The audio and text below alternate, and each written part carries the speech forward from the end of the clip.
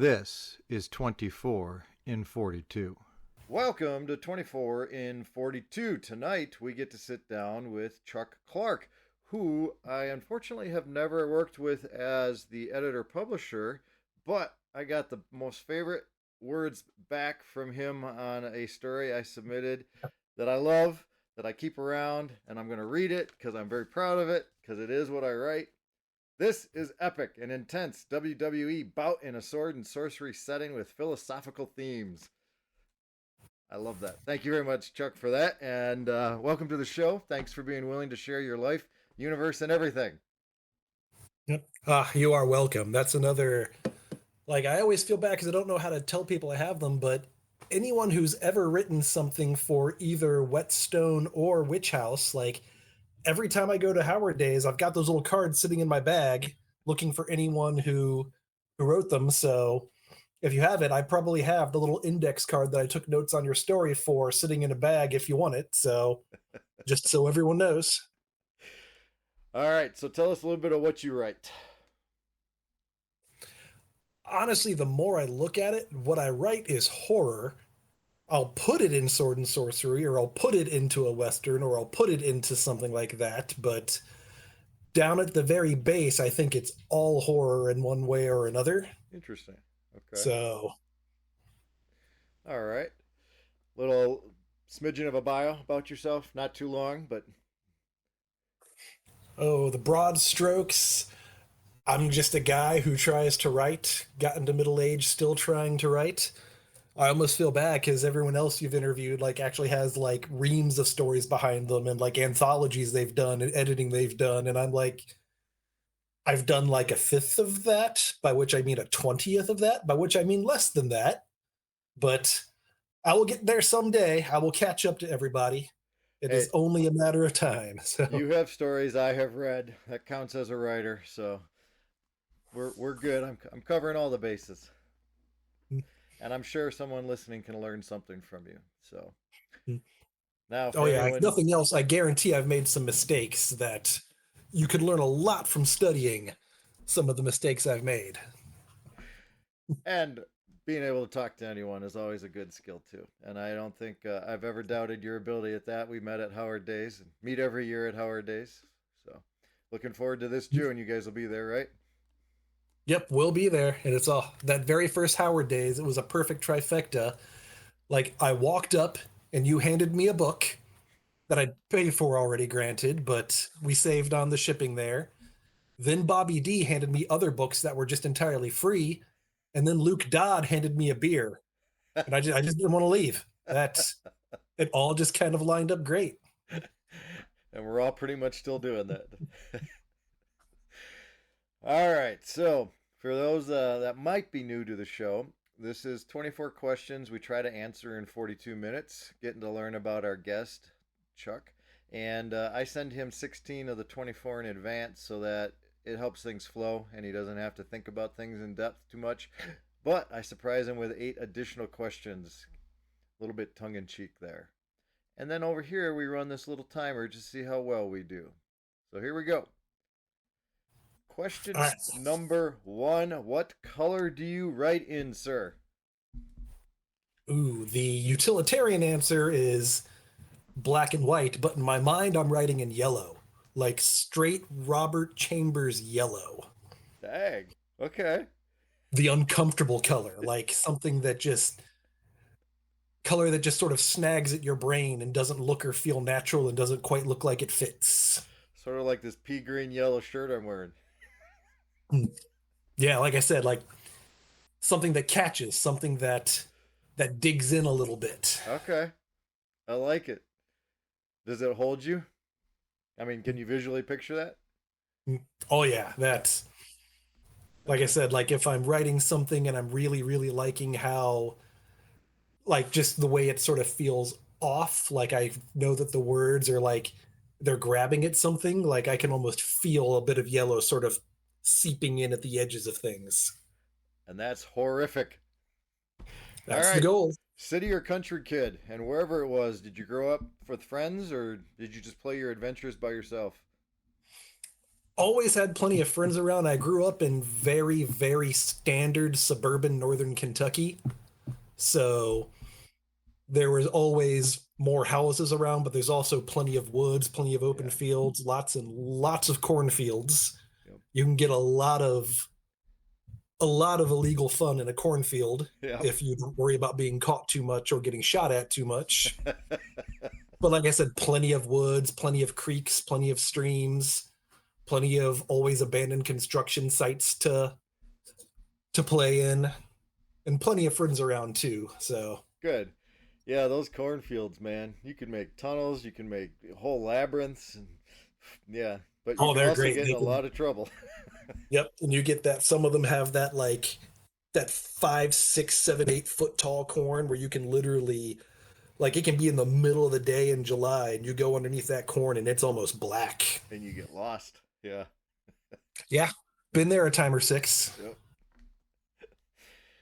All right. Surprise question. What was or maybe still is your favorite cartoon? Ooh, favorite cartoon? I'm gonna go ahead and actually say Visionaries. Okay. Like way back the one where like they had the little holograms that they I had, but I don't know if I know that one. yep, it was like one of the apocalypse far future, almost kind of Thundar setting, but all the main characters had like the toys had little holograms on their chest and they Okay. had staffs with holograms on it. And if they said like the magic words, they could like make the hologram on it like come out and do things or fight things, and Okay. they could turn into whatever was on their hologram if they needed to. And I had a VHS copy of the original Transformers movie, the animated one, the real one. And for some reason, at the end of it, it had a couple episodes of the Visionaries, so I always watched that too. Okay. I'm gonna have to look those up. When you're writing, what assails your ears? Usually either nothing or ambient noise, kind of like like on YouTube, I'll just look up like bourbon blues or something, or like Okay. spaceship ambient horror noise or something like that, and kind of set it low. But I'm getting old and I'm losing my ability to focus down. And if there's anything with lyrics or anything that I Yeah. think about, I just can't write at all. Yeah, I find that too, but I have taken up for personal enjoyment a lot of Hispanic music, which I don't understand, but it makes me feel happy, so I play it during the day, not when I'm writing. Oh yeah, that is. I will listen to Tejano music sometimes, like with the accordions. Yeah, Again, like interesting. the name Chuck Clark doesn't really say it. My face doesn't really say it, but my entire mom's side of the family is Tejano, so it's there. Interesting. Okay. My where I retired from, I would turn the vehicle music to that, just to so you don't sing along to the music, but you have nice upbeat music. Yeah, but you have the background. And the next shift would always say, "Who the hell left this on?" All right, sir. If you came across the yellow brick road, would you follow it, and what would you hope to find?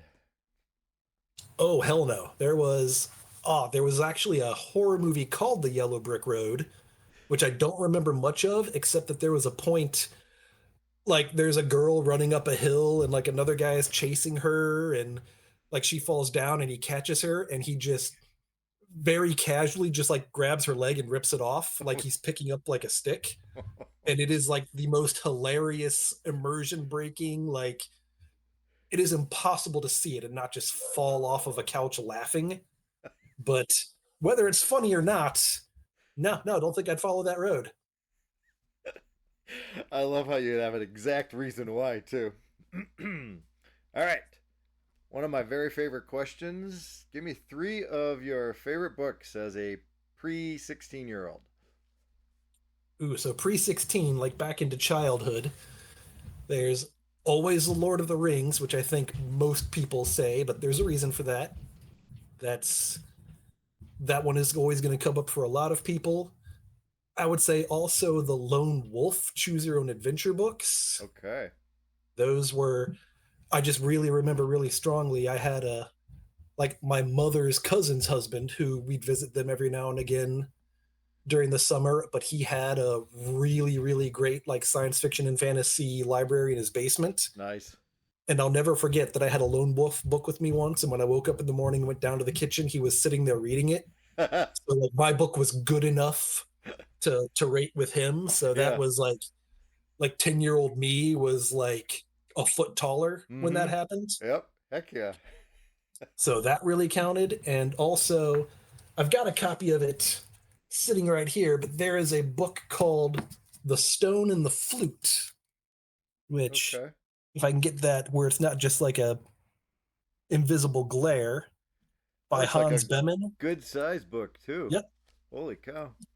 good solid, but it's a very the author Hans Behmen, I think he wrote it when he was in his mid 70s, and it's kind of a little bit fable-ish. It's like a young man named Listener, and he goes out in life and makes mistakes, and he has a donkey, and it is one of the most actually genuinely wise things I think I've ever read. Huh. Like I read the book when I was like probably 12, and then I read it again in like high school, and it was a completely different book.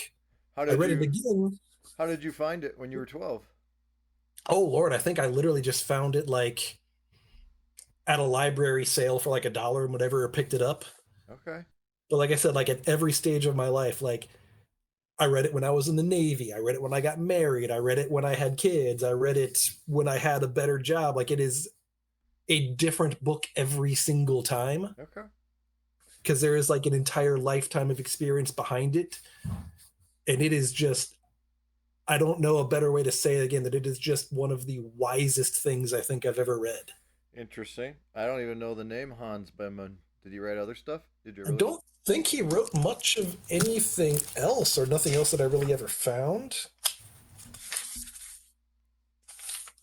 But yeah, there isn't like a also by in the book or anything. That is definitely an interesting find. That's why I like this question. There's a lot of overlap, but then there's these anomalies that I've Yeah, never heard you of. get the Yeah. wild cards. Yep. Exactly. What is the best thing you think you have ever spent money on furthering your own career? Ha! I left it sitting right here on the desk with me. So far as writing goes, I say you need a weapon. You need something at hand, depending on what you're writing. Like it can be a pistol, it can be a knife, it can be a sword. But I've got right here a fairly nice Ah. Yep. kukri that I had made a year or two ago by Kyle Ash Blades. Okay. That is just, oh, like you hold this thing in your hand and your body knows what to do. And you feel your story. Yep, it gets you back to like Logan Whitney said once when we were talking about the Amaro stories by Charles Saunders, that like he could feel the dirt, he could smell the earth. They were very grounded, Okay. and this is something where like obviously, especially if you're writing a combat scene, like to write that, it helps a lot if you have something in your hand that's calling back to that, something that like reconnects you physically to what a knife does, what a sword does, Yep. what a pistol does. So that begs the question then if you act out some of the moves you're trying to write. I clean it up afterward. Yeah, I just clean it up afterward. Yep, exactly. Sometimes it's just what the moment calls for. Uh, all right. Do you think it makes your writing more difficult or a little bit easier if you feel emotions strongly? Easier to write, harder to edit. Oh, But to my way of thinking, it's always, if I don't care about what I'm writing, why would somebody reading it care about what they're reading? sure. And that's not to say that you can't write something that's good if you're not feeling emotional about it at the moment. But like I said, I try to like dig down to get to sort of the source of what's going on in a story inside myself. Like, why do I care about it? Why would someone care about it? I try to connect to that when I'm writing so that I can actually get that onto the paper and into the words. Good. And you made an excellent observation about the difference of employing it while you're writing, but then also trying to edit. It would be hard to keep the emotion strong while you're editing because you can't do it so clean. Huh. Oh yeah, like the the emotions are to get the emotions onto the paper, and the editing is then to actually get those emotions across to the reader. Yeah. Yeah. Like there, you need to get them on the paper in the first place, but then you have to clean them up and make them work. The editing is finding out, I already know that this is what I felt. What will actually make other people feel it, as Sure. opposed to just, well, I feel it, so it's there. Yep. I like that distinction. Titles. Do you find them easy or challenging, and when do they show up? At the beginning or at the end of a work? Almost always challenging, and almost always either before I write the story in the first place or after I'm finished writing the story. Like the writing is almost kind of divorced from, like, if I don't have the title already, then it's just a free for all and I have to try to find a title at the end. Yeah. And if I do have the title that I'm locked in, that's already, I know what I want, I know what this is, and we're just getting the details down. Ever have to change a title for anyone? Any accepted work? Not that I've had to change the title. I did just for a Book of Blades 3 for that latest Turkale story I wrote. I was torn between two titles for the longest time, and they were perfectly fine with, either title works, just decide what. I'm like, does this one better? Is that one better? It was either Rainbows in the Dark, rainbows plural, so no copyright problems, or Two Good Hands, and I was just completely torn. Interesting. All right. And So they now, just kept saying either title's perfectly fine, man. That so now readers just will let be us know. able to approach it with both in mind. Readers, watchers. There we go. So a timeline then. When you think of an idea and you scratch it out or do any research and you edit, re-edit till you finally call it this is submittable, what's that look like? Bad. It looks bad. It is not a it is not a dignified or efficient process. I do a lot of, like, as I'm assembling what the story wants to be, I do a lot of throwing everything I can at the page, then taking away what doesn't work, then throwing a bunch more crap onto the page to take away what doesn't work. So it's a very slow, like, accumulation of the bits and pieces that work together Okay.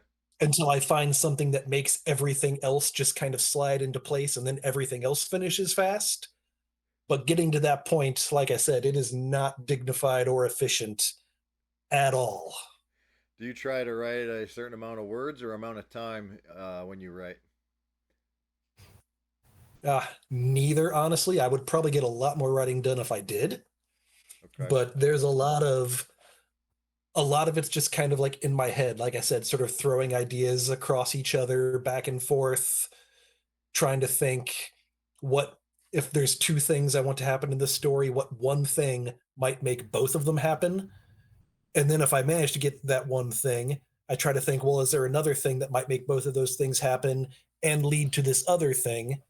Okay. So it's a very inefficient, like, throwing more stuff in, shaking it to see what comes out until what's left is like the top four or five things out of a couple of hundred moving pieces. So when you put a period at the end of the story and then start doing editing, is that cleaner since you seem to have worked sections so much, or is editing a challenge then too? It's usually fairly clean. I do way too much editing as I write, Yeah. which is which is a mistake. Don't do that. Like, amateurs do that, and people who wish that they were at the level of amateur but they're not even there yet do that. But maybe other people do, and I'm just self-conscious. But yeah, I do a lot of, like I said, I'll write that bit, Yeah. then scale it back, then write it out again, then scale it back some. And then eventually I get to a point where it's all kind of accumulated enough that it has its own mass and momentum, and the rest kind of just happens itself. But like I said, getting to that point is, I save myself a day or two of editing by doing many weeks of editing along the way. All right, I like it. Yes, no, that took me years to stop self-editing my work, and I improved by not doing it. But I hear you. It is hard to give up, and then saving that day is worth it sometimes. Yeah, yeah. When I say it's done, and then need a quick edit, that makes it a lot easier Yes. to edit that. I just need to change one or two things in the beginning, make this all match, make it all fit together, and boom out the door, as opposed to now I have to edit the whole thing straight through to see what works. Right. So when you are done with whatever work you've accomplished that day, are you exhausted? Just need a hot bath and a good drink served to you, or are you ready to rumble and get out of the house? Oh, I'm drained. Like, if it was good, I feel like it took something out of me to write it. And when it's done and when it's all finished, it's a chunk of me is there on the page and the rest of me has to recover. Okay. Like, if not, like if I finish a story and I do feel ready to go out and get something done, like I feel like I didn't put it, like there was something I should have put in there that I didn't get across. Gotcha. Okay. Not necessarily healthy or correct, but it's how it works in my head. Yeah. Do you read them out loud to yourself? Yes, Yep. that is a big, that's one of the lessons I did manage to learn, thankfully, is that a lot of the structural, just making a sentence work, like making the structure disappear so that the story comes through the sentences, you get by just reading that sentence aloud and be like, huh, that's awkward as all get out. Right. And then you find a way to, like I said, the goal is that you can appreciate the structure, but that the structure can just disappear. Yep. Like the story is happening. Like that's the goal that I'm really shooting for, is like, I want you to almost not even see the words because it's like the story is just leaping off of the page at you. Which is, very ideal. I mean, you want your person to be so engrossed in the story they don't notice those things. And it struck me as very odd. Last year, a very famous book came out, not in the sword and sorcery, just general lit. It was sort of a modern crime thriller, slice of life type book. On the spur of the moment, I decided to read it because my coworkers at work were reading it. And this person intentionally chose to write sentences awkwardly, so that to the point where you had to reread them to grasp what they were actually saying. And my wife and I were going to read it together, and she tossed it aside and said, "He's trying to sound like Shakespeare, but sounds like Yoda," which I thought was a perfect example. Yeah, that's and you always have your exceptions, but exceptions are exceptions for a reason. For a reason. Like Cormac McCarthy can do that. Are you Cormac McCarthy? Like you got to ask yourself that question, and there's only one answer to that question usually. Right. Yep. I finished the book, but the whole time I'm like, why did you do this? I wanted to throw the book at the wall. All right, let's see here. Oh, before I forget though, there is the little, because there's an exception to that rule too. Sometimes I do try to write like Clark Ashton Smith because no one can do that. Okay. And you miss that mark so far that it's basically original when it comes out, because you can't even, like, you're not going to get something written where someone looks at it and is like, oh, that feels very much like Clark Ashton Smith. That's a mark that I don't think anybody can hit. I have But never again, you even missed it attempted enough that. that it's functionally original. I like that. Missed so bad it's new. Um, would you live in any of the worlds you've created? Oh God, no. They are not they are not happy places. They are not safe places. They are, there's a lot of beautiful wonder that you might notice while you're tripping over something and getting hit in the back of the head. So, You're writing, and when you mention horror and the way you do write, you might be a good candidate for Seth Lindbergh to interview for his beautiful, dark, beautiful series that he does at Blackgate. yeah, Uh, I need Seth. yeah. All right. If I Usually when invited we you, talk though, we talk more about microscopes. Like I repair microscopes. That's what I actually do. that's But true. that's, we wound up talking more about microscopes than about books half You the time. science people. Um, if I teach a character writing class once a month, if I let you come in and guest appear, but only gave you one sentence worth of advice, what would you give my audience? Ooh, stop researching. Oh, all That right. is, there is no more effective way to avoid writing than researching. Yep. Because I have just thousands upon thousands and thousands of hours of research into projects that I've so far written one story for Yep. that didn't use any of the research, that it is a really good way to prevent yourself from having to face the failure of writing something bad, because you will never get anything written if you just keep researching. Yep. Absolutely. I have a 3 ring binder of everything, even time systems and solar systems, and created everything for a novel that I never finished. But the binder's finished. Yeah, I've got like for my beloved Avero stories, like my pre-Columbian contact Mississippian Native American horror stories, again, of which only one has ever been written. Like I have books on that shelf, that shelf, that shelf, that shelf. I've probably got about 40 books Oh altogether man. of research for that again, like I've used less than 1% of 1% of it so far. But I keep researching more. Yeah, yeah, absolutely. That is a great piece of advice. Um, so, what is the most difficult thing you have ever written? Most difficult, I would say it wound up being two stories, which is actually kind of what made it hard. But for like I wrote it for Lyndon Perry. I had the two horror westerns I wrote, Lucky and Trouble, Okay. which which you very, very nicely complimented. When the Texan says your western was good, that counts. That signifies. But it was going in too many directions, and it literally wound up being two versions of it. Huh.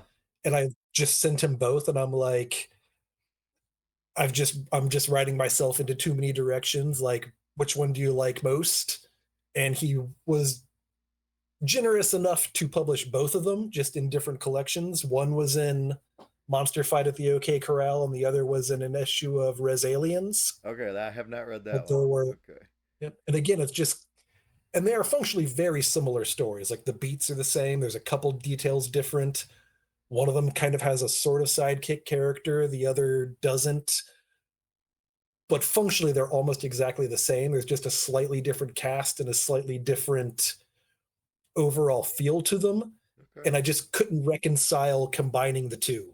Okay. Like every time I tried, something went awry, something went off. So I finally just had to push it out as two stories and be like, are you willing to publish both? I mean, or no, I didn't ask him to publish both. He was generous enough to suggest that solution, but I just could not combine those two. And again, they're like, I think literally 75-80% word count Huh. identical. Interesting. Same character, or did you change that? Same character, very slightly different in Okay. each, but in both of them, he's basically an old self promoter with magical luck who's very full of himself and very, very distant from even remembering what having trouble or problems are like. I liked that story quite a bit. The one in Monster Fight is the one I read because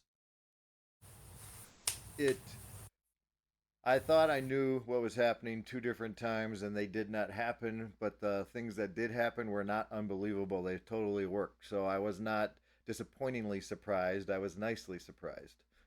Yeah, and that's the trick. You always want to set up you didn't see that coming, Yep. but you always want to set up something that you didn't see coming, that it makes sense that it happened. Right. Yep. Not just something out of left field that, if it doesn't make sense, then it's no good. It's just pointless. Right. Or if suddenly something, the thing I can't ever say right, Machina, Deus Ex Machina, Deus Ex Machina, yeah. Machina. Yes. You don't Yep. want the god from the machine, you want the problems from the machine. Yep. Yep. Crazy coincidences that don't make no sense are fine if they're just another problem on Right. top of other problems. And definitely got that touch of horror in that story. So read it, people, read it, and that anthology because there might be somebody else in there too. Yep, I got them right here if we need them on the screen. I'll be putting them up, but thanks for putting my name up there. Yeah, yeah, there's some other people in those anthologies too, aren't there? Oh yeah. Yeah, I believe there are. I gotta say, I was quite tickled to be in the white cover because I love that cover better than the other one. Oh yeah, definitely Yeah, I like them both well enough. Yeah, yeah. I'm not picky. All right. Sporting choices. You have to pick one of these three options. Ready? Ooh. Swimming pool or shooting pool? Ooh, shooting pool or what? Swimming pool. Swimming or a cue stick? Ah, shooting pool. Yes. Definitely. All right. Tennis court or basketball court? Tennis court. And driving range or target range? Target range. There we go. Get a Although little... you can get the same thing done on a driving range if you're good enough. Yeah, there you go. Hey, do you have a favorite quote, lyric, poem, something that matters to you? Ooh, there are many, but there will never be anything that hits quite as hard as "Down these mean streets a man must go, who is not himself mean, who is neither tarnished nor afraid." I know it, but I forgot who said it. Raymond Chandler? Was it Chandler? Was it Chandler? I think it was. I'm like 90% sure. I'll look it up. I've got a little thing that has it written down here on my desk somewhere amongst I'm pretty amongst sure all it's of Chandler. We'll double check. I've It'll been be wrong on the before. screen here for our viewers as we're talking like this, so it's all good. All right, some word association. You ready to play a little game? All right. Summer, Knife. port, Starboard. heathen. Heathen? Yes, sir. Ooh, response to that would be pagan. Let's keep that easy. All right. Space, Frontier. dandelion, Lion. hijinks. Ooh, space. Okay. Prince. Ooh. Purple. There you go. Jet ski. Explosion. Weep. Stars. A lot of space in this one. And for my Wisconsin buddy, loon. Ooh, lonely. Oh, perfect. I heard one. It was in Minnesota, not Wisconsin, but I heard a loon just a couple days ago out in a gravel pit, and man, that no matter how many times you hear it, it just stays freaky. Yep, sends shivers. For those who may not be aware, it is a bird. Look it up. Alrighty, sir. Do you read any nonfiction? Which I know the answer to that. Are you willing to share any recommendations or favorites? Ooh, recommendations behind me. I still read a bit of poetry here and there. Like, I absolutely unironically like reading Bukowski. Ah, Many people, I feel like a lot of people who read him are actually more about what other people think about them reading Bukowski, but I just plain like reading Bukowski. I will okay. die on that hill. All right. I've also got, like I said, I've got a lot of like Mississippian and mound culture research stuff on my shelves. Can you toss me a And it name just, so I can put a picture up?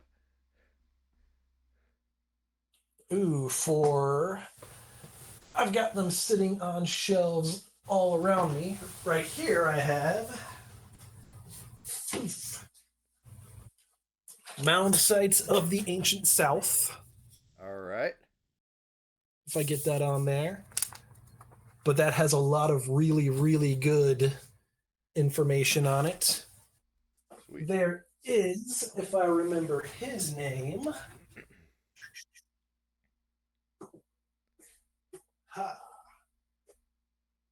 right here, and right here. Like I said, these are just sort of piled up all around me all the time. Ready But reference. there's Cahokia Swing that by up. Timothy on Pocketat. Cahokia. Let's see here. All right. Cahokia. All right. What's that one about? Mississippi, I see. Yep, that one is actually about the largest of the Mississippian mound sites from pre-Columbian America. which is absolutely massive and almost no one knows anything about it. Okay. Are you more interested in the southern mounds? What about the ones there in Wisconsin? Oh, yeah, I actually live about a mile or two away from Man Mound, which is the last remaining human shaped effigy mound in the country. Wow. Didn't know There that. were originally four or five of them, but that's the only one left, and it is a spooky place sometimes. Huh. Like you definitely feel a like if you get a chance to show up a picture of it, it is a I forget exactly how big it is. It's only about 3 feet tall. It was probably a little bit taller at one point, but it is shaped like a human effigy with like really big kind of horns or rabbit ears or headdress shape on its head. And it is just one of the absolute coolest places you can find. Okay. I remember looking at pictures of it when I was in middle school, high school, but I forgot all about it. Yep. We used to go, what was that? Asplin Park? Yeah, Aslan, which Astalon? Yeah. also, yeah, Yep. I have a couple books on that sitting around too. Ah, there we go. That's probably I think maybe an hour or two away from me, out a little closer toward Milwaukee and south. Yeah. All right. That is a research specific topic, but we got some poetry in there, so it's all good. Visual Keep diverse. artists. Visual artists. I've changed it. I'm not asking for favorites anymore because this can be so large. I just want to know a couple artists that move you, that their visual works move you. Okay, that moved me. Definitely Justin Sweet, who did if like the easiest place to find his stuff is the Cull collection that Del Rey did Yep. for the Robert E. Howard collection. All of those illustrations are Justin Sweet, and they're very like to me. He is the successor for Frazetta. Okay. Like those paintings literally move. Even just his ink drawings, it's like they're actually moving. Yeah, some of them are really intense. I had the luxury of the first time I went to Dragon Con, I met him. I think that was 2008. But I gotta admit, I didn't know that he introduced himself. He told me his name, Justin Sweet, and I bought some, and he gave me some sketches. I Oh, thought, nice. I thought he was a fairly newbie guy that I was meeting. I was a newbie guy. I thought he was an equal newbie guy. I had no clue who he was, and it was probably 2 or 3 years before I realized who he was. He was Nice. that kind and interactive and friendly, you know. Yep. Man, I never had a chance to meet him. That would have been awesome. That and Gary Chalk. Like if you remember when I was talking about the old Lone Wolf books, Yeah. they had these illustrations that were all just ink illustrations, and they were almost like they were so almost ugly that they became beautiful. Huh. Specifically, whenever he was drawing like a character who's supposed to be a good guy or noble, like their jaws are misshapen and they have like warts on their face and Wow. they're like, Okay. but there is something about them that just shines out in a way that I don't even know how to put into words. Can you do me a favor? How do you spell that last name? Chalk, I think. There might Okay. have been an E at the end of it. All right. All right. But he did all of the ink illustrations for, I don't know about all, but at least most of the ink illustrations for the Lone Wolf books. Okay. I'll find him. Cool.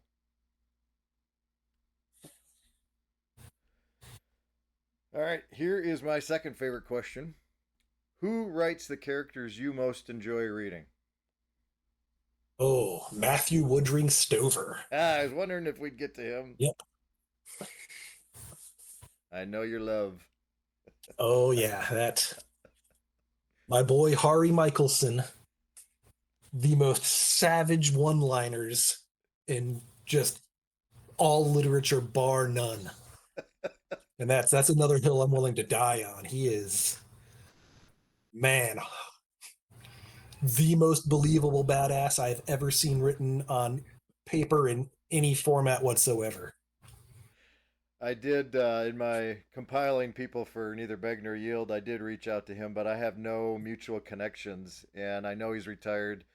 Never got a reply, but it would have been a huge score if I could have enticed him. Oh yeah, and I know that he has said that he's only written a few short stories and he's much more comfortable writing novels, Yep.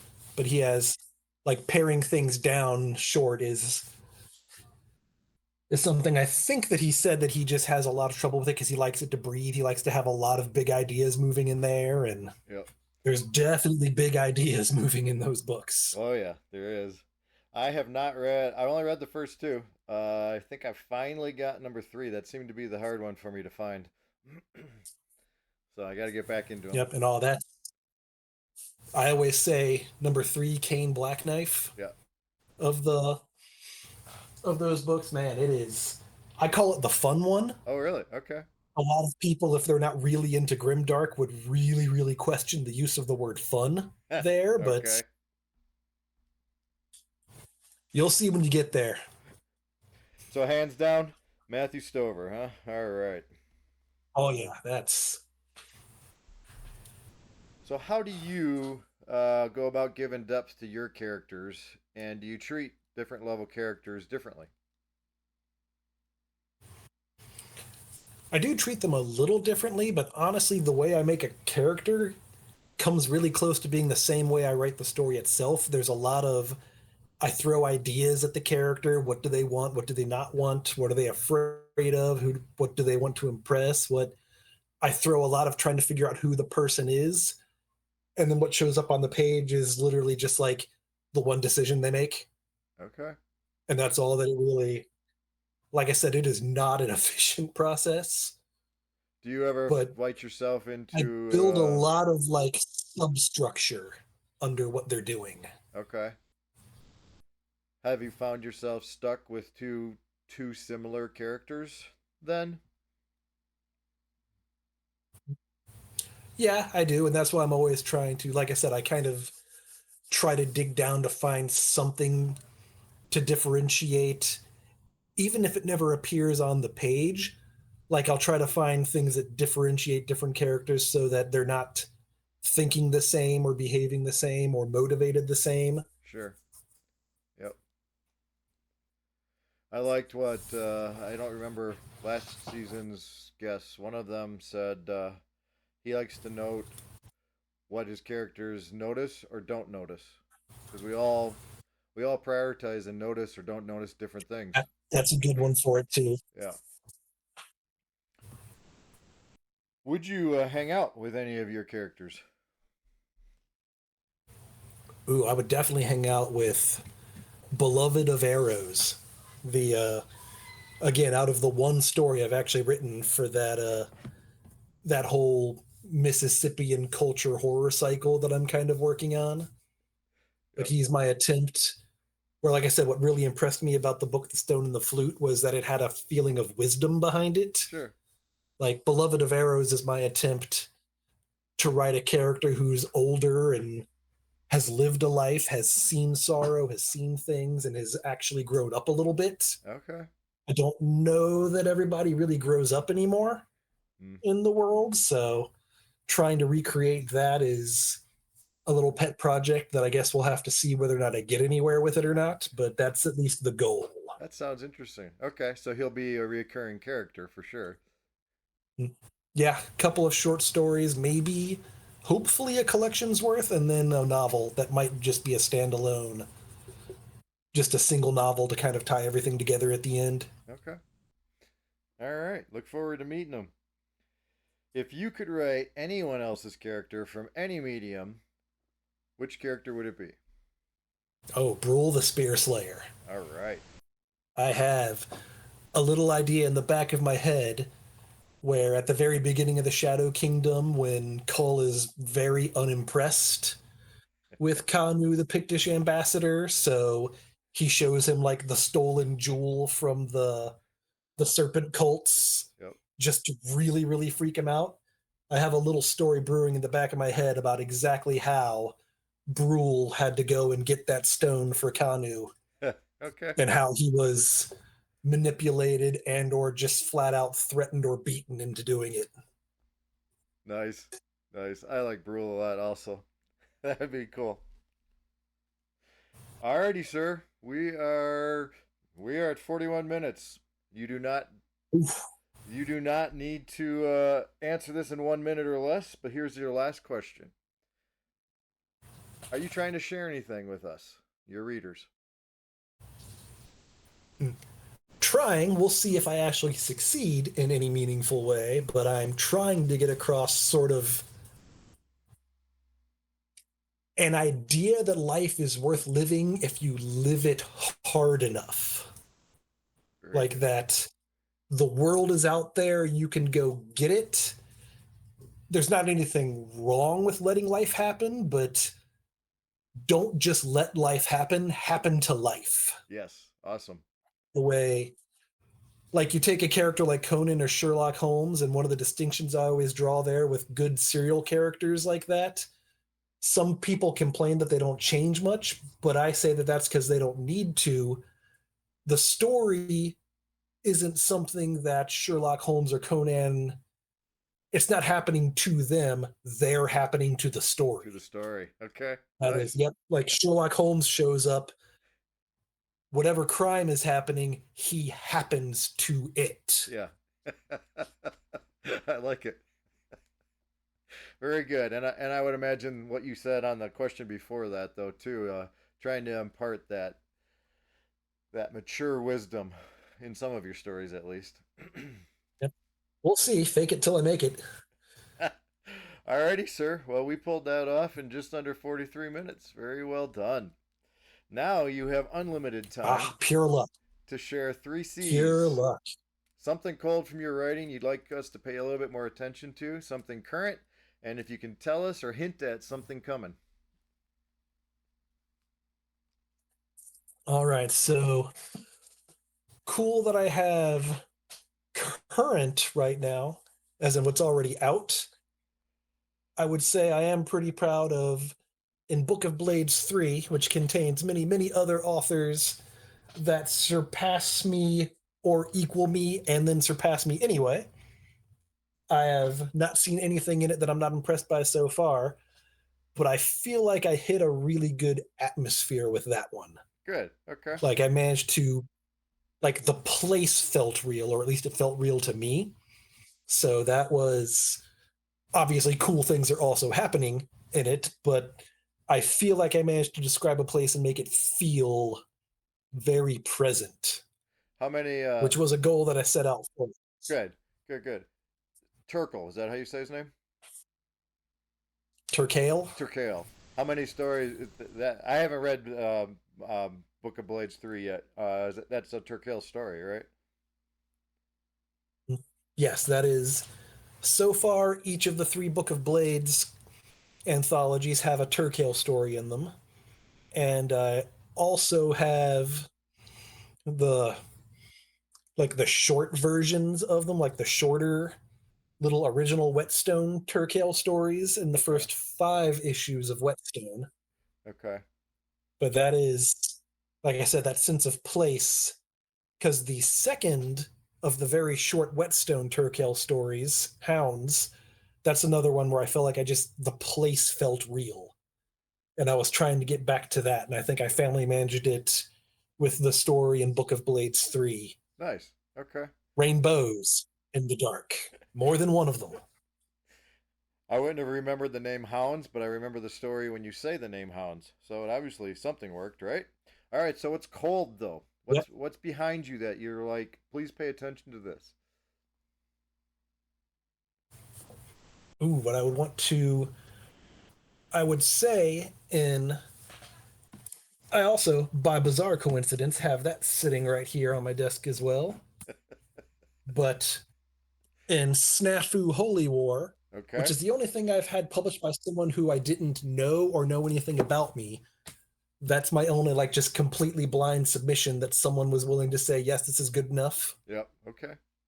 Where that is the only currently published Beloved of Arrows story. Ah. All right. So, in that, and again, I was just talking about how, like, I'm trying to write a character who's like more mature and more like aware of himself and how he's grown. He's a young hothead in that particular story, but that is what I am starting with. And it's, like I said, I put thousands of hours of research into adding maybe four details that I didn't already know into that entire story in the end, but that is what I'm building toward. Okay. But that is the character that I want to build into something a little more substantial. Right. All right. Well, good. We got two characters to watch for from you. So what's coming in Chuck's world? And and honestly, that one is the same answer. Like I said, that's what I'm trying to build Beloved of Arrows into. Okay. Is more of a like there's a lot going on there that I'm trying to get into some kind of meaningful story arc, a lot of just bits and pieces that I'm slowly assembling that might turn into something. That's certainly the hope, Yep. but that is if I can pull it off, if I can get all of that to fit together and work together and be what I want it to be, that's going to be the one that I'm willing to show off and see if Excellent. anybody's impressed by. All right. Very cool. Do you I know you lead a very busy work life. Do you get the opportunity to write daily? To write daily, no. I do like the repair territory I cover is like North Dakota to the upper peninsula of Michigan down into Iowa, Yeah. unless I need to go somewhere else, in which case I go somewhere else. I Okay. was in Pittsburgh last week. I was in Indianapolis the week before that. I'll be in Florida next week. It's a lot of moving around. So I get a lot of driving in. So what I'll usually do is if I get an idea, like I'll voice text it to somebody who I trust to not think I'm insane Okay. because like the voice to text option that my phone has is just garbage. It's terrible. So like one of my best friends will just get a random message and it'll be like Handmaiden's Tale only gender swapped, Appalachian Mountains, planes falling out of the sky, old women pulling spines out of young women's mouths. Question mark. And it's not all of those words will be the words that I actually said, Right. Yep. but it's hopefully enough for me to get that idea across that I can then look at it again that night whenever I get to a hotel or whenever I get to a lab and can actually try to scrawl an idea down. Have you But noticed our dictation seems to have gotten dumber? Like 8 years ago, when you dictated to your phone, it learned you, and it would learn your idiosyncrasies. Now it doesn't learn you at all. oh yeah, it's getting way worse. Yeah. Like it will constantly put a period at the end of a word Right. and then not even a space. The next one is just Or just randomly attached to it. capitalize a word. Or... And then yeah, and then it thinks that that means it's a link, so it like tries to create a hyperlink in the Yep. text body for that, and it's I mean, the messages I'm sending to my friends when I drive are already confusing enough. Yep. So And crazy ideas to begin with. So they don't. As long as you can decipher them. sometimes I can, sometimes I can't. Sometimes that idea is a very short lived. It's just can I get these words into something that I can recognize later while I'm trying to not like get knocked over by the wind from a semi going like 90 miles an hour next to me. So I don't drive anywhere near as far or often as you do, but I am on call as a delivery driver for a Ford Fleet Department. Yeah. So I've been able to cover quite a bit of Texas delivering Fords, but I've picked up names for my last two characters I've created from road signs. The green highway signs saying, certain road this way, certain road that way. So I have fun doing that while I'm driving, and then I can come up with whole stories, and then I got to get home and sit down and write them, and sometimes that's where I fail. It doesn't happen. Yeah, it's just if you can get that idea to go home with you, Yep. and sometimes you can and sometimes you can't. I've been taking. I use a Android, and they have that keep notes or whatever.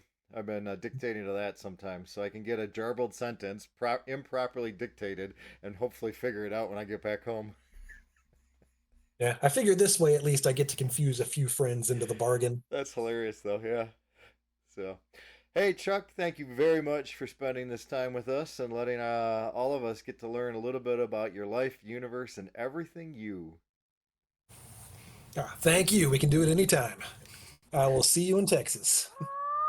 My thanks to Chuck for not just sharing his life, universe, and everything with us on 24 in 42, but also for the hearty greeting he and his wife Swordbroad share every Howard Days. This was a fun conversation that covered several new books, authors, ideas, and poetry. We even crossed scientist streams with a Seth Lindbergh mention. I enjoy reading Chuck's stories, and I'm excited for his pending projects. Be sure to seek out his stories. Until next time, this was 24 in 42.